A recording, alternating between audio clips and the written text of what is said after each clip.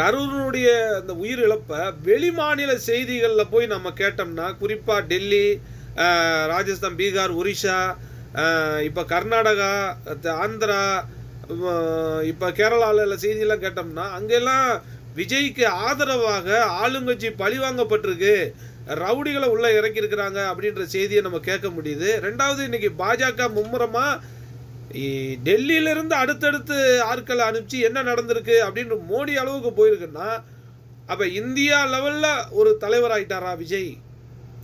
இவ்வளோ பெரிய மக்கள் கூட்டம், விஜய் எது பேசினாலும் ஸ்ரீலங்காவில் கூட இன்னைக்கு கச்சத்தீவை பற்றி பேசுங்கன்னும் போது கச்சத்தீவை பற்றி அந்த நாட்டு பாராளுமன்றத்தில் இலங்கையில் பேசும் பொருளாகுதுன்னா, அப்போ மிகப்பெரிய ஆளுமை திறமை கொண்ட விஜயா மாறுறாரா அப்படின்ற ஒரு சந்தேகம் எனக்கு வருது. ஏன்னா தமிழ்நாட்டு அளவில் பார்க்கும்போது விஜய், ஆனால் இந்தியா முழுவதும் ஒரு பெரிய அலையை ஏற்படுத்துகிறாருன்ற மாதிரி எனக்கு என்னமோ தெரியுது. ஆனால் மிகப்பெரிய ஒரு